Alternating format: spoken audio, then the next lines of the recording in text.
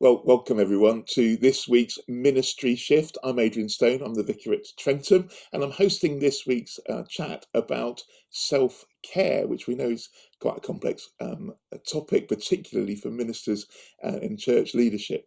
So I'm going to just introduce to you our panel this week, and then we're going to get into some topics about how we care for ourselves. So first of all, say hello to Leo. I'm Leo. I'm one of the full-time chaplains at the University Hospitals of North Midlands. And Charlotte. Hi, I'm Reverend Charlotte Gompertz. I'm vicar of a church in the suburbs of Shrewsbury. I'm also the mental health first aid instructor for Lichfield Diocese.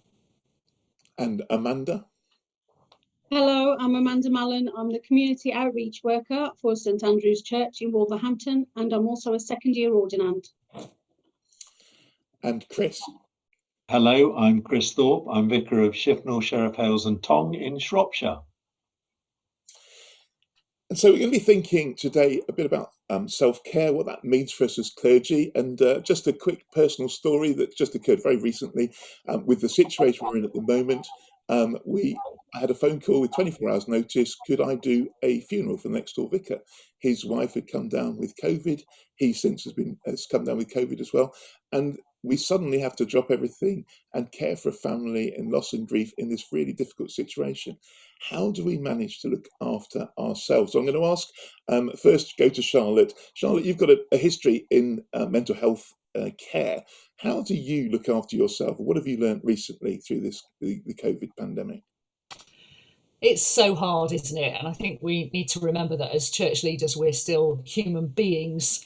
I certainly had a day not too long ago where I just got up in the morning. I just felt really, really down. There was no particular reason for it. Just felt, I'm quite a crier, to be honest. I had a good cry and for absolutely no reason. And I had to kind of sit down and talk to myself and say, what's going on here? What do I need to do in order to get through this day? Because sometimes we are going to have days that we just have to get through. We're in the middle of a pandemic, and I say middle because we just don't know.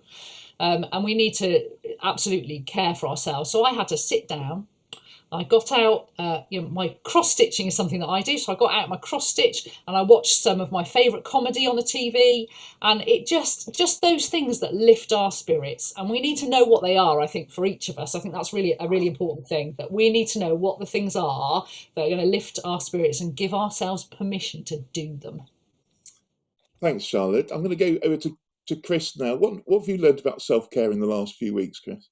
I did an amazing course that the bishop put on for us about trauma training, and it was with Hilary Eisen and another person.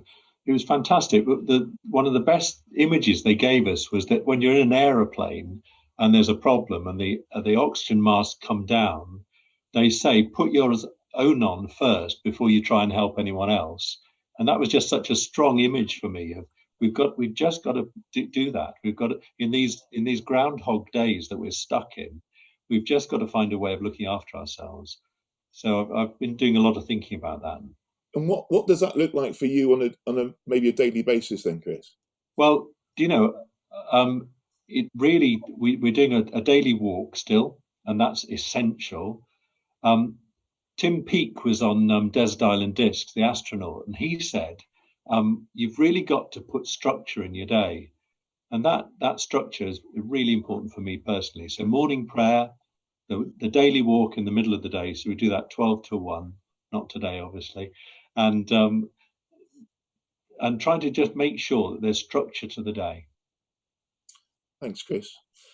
Amanda, you're working in a church as a layperson and in Wolverhampton. What about self-care for you? And you're getting ordained soon, aren't you? What are you learning about self-care in all of this process? Well, I personally am learning how important it is and how little that we actually take notice of doing for ourselves.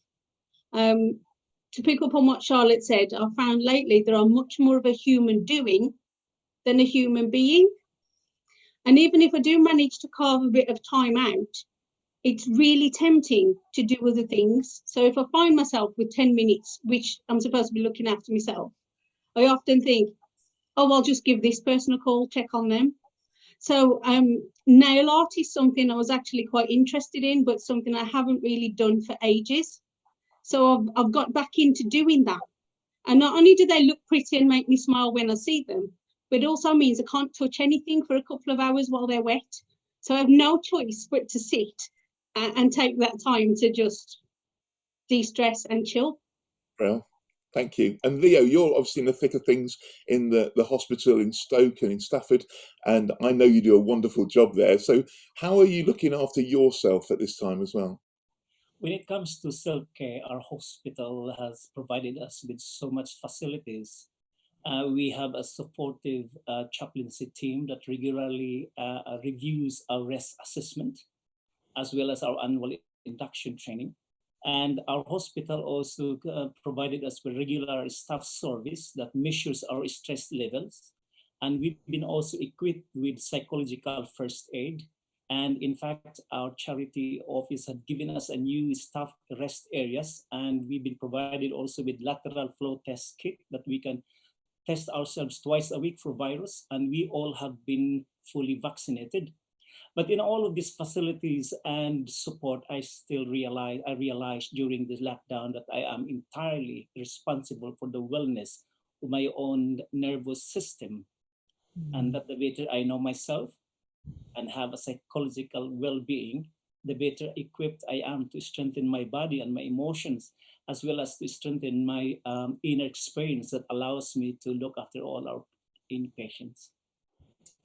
Gosh, and presumably you're also working alongside staff who are being quite traumatized by all that's going on at the moment. What sort of advice are you giving them for looking after themselves?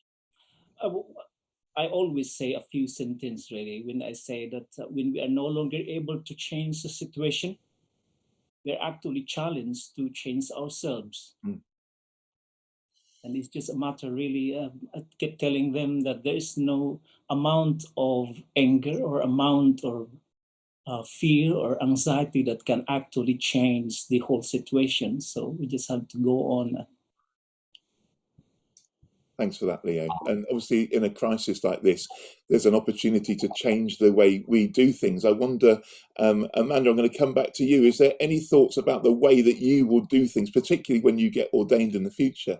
Maybe things you've seen that clergy aren't good at, and you'd like to change the way that you do your own ministry? Yeah, definitely what Chris said about structuring the day, making sure that you set aside the time, because you can't care for others if you're not caring for yourself. And a really wise person did tell me, particularly in these times when we're working from home and we never know how long that's going to be. And there'll be other situations that I'm sure we come across that this happens.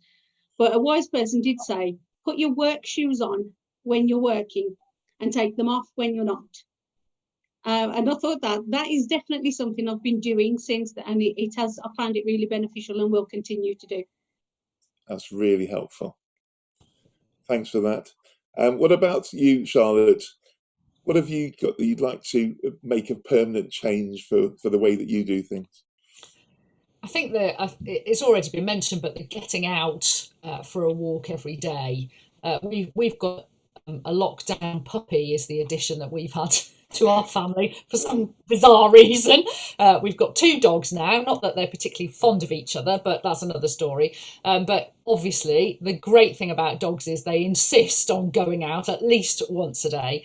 And something that my husband, who's ordained as well, and he's a terrible workaholic, quite frankly, and he will just stay in his study and work and be on the phone and do all the things he does and not come out. And then you look up, and particularly the winter, and this is why we found this lockdown 3 so much more difficult, has been the weather and the shorter days and all that sort of stuff. So what we're doing is we're working all day, and suddenly you look up, it's dark, and it's only, well, it's a bit better now, but it was 4:30 and it was pitch black. Oh dear, we haven't walked the dogs, we go out for a walk in the dark. It does not have the same benefit to your brain chemistry as if you go out in the daylight.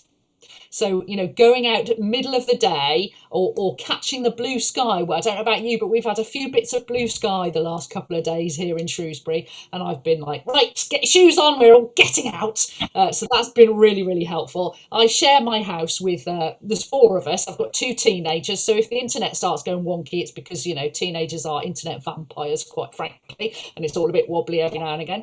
But my son yesterday, who's 18, decided he was going to buy Just Dance 2020. me. So since the day before yesterday, we have spent quite a lot of the afternoon and evening dancing in the living room, which is another thing. I think, I mean, the kids have actually come out of their rooms, which is a miracle for teenagers. So I would like to see us continue a bit of that, really. Very spiritual. I mean, that's obviously Chris Thorpe. That's what he does every afternoon anyway. Chris, you know, that the comment, a bit of a throwaway comment from Charlotte about my husband. He's ordained, he's a workaholic. There's something in this that's quite sinister about ministry and being expected to be busy. I quite often get greeted with, I know you're busy, but, and I try and say, no, let's not. How do we get away from this kind of language or expectation that we're so busy we haven't got time to do what we're called to do? Yeah. Do you know, one of the things which the only ways that we've managed to get through, and I've been working with the team on this, is that in this pandemic time, we have had to let go of outcomes. And I think there's a sort of survival bit in that we can't control the things that are going on all around us. We can't actually influence how many people are coming to online church or coming physically to church or all those sorts of things. We can't make the funerals any better just by dint of will of our own. So we've actually got to let go of outcomes. And that, I think, has got a deeply faithful root, which is that we are not just saved by works. We're not justifying our own position by all the good works we do. And if that can be the one lesson of this pandemic time, I think that's a really important one, to let go of outcomes. And for goodness sake, let's just trust God to be able to do some of this stuff. It's not us doing it, it's us pointing to it when we see it. And I suppose the other thing that really just spoke to me was that I've been reading the Rule of St. Benedict, which I keep coming back to. And I think if I was going to be a monk, I'd probably be a Benedictine. And the thing that I love about it is the stabilitas, the vow of stability, which this pandemic has enforced on us. So I do the same walk every day. It's like a monastic walk. Sarah and I go out together, and we say we have the times for prayers. It's that stabilitas through the day which just gives you the rock to stand on. I think that's really helpful. And there's something, isn't there, in clergy? Why do we expect to be perfect and get everything right? Because that actually takes God out of the equation. And there's something about, do we believe what we're talking about, and trust the very words that we preach about every Sunday? So I really think that's a helpful thought, Chris. Leo, coming to you. We're coming towards the end of our time now, but just any other thoughts that you'd like to add to what's been said, or any other little tips or hints? For me, our present situation doesn't determine really where we can go, but it merely determines really where we start. So our ability to react is only limited, but our ability to respond is limitless. So the last year, during when the lockdown started, I also changed my life. I also changed my lifestyle. So I become plant-based. So I don't eat anything aside from plants now. And I also developed my sort of heartfulness, or being aware. And I just realized that being in a heartfulness is about relationality, really, how I am in relation to everything, including my mind, my body, my thoughts and emotions, and the past, and what transpired me to bring me into this moment. So I'm more particular, really, of thinking of the very moment, and just to really control the brain defaults mode of operation, which is the stimulus independent thoughts and the wandering mind. So I just have to discipline myself to really bring my awareness in the present moment. Thank you.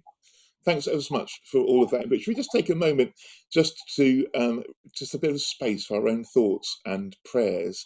And maybe what might the Holy Spirit bubble up within you that you've heard today, that's something that you might want to put into practice? And then I'll just say a prayer in a few moments' time.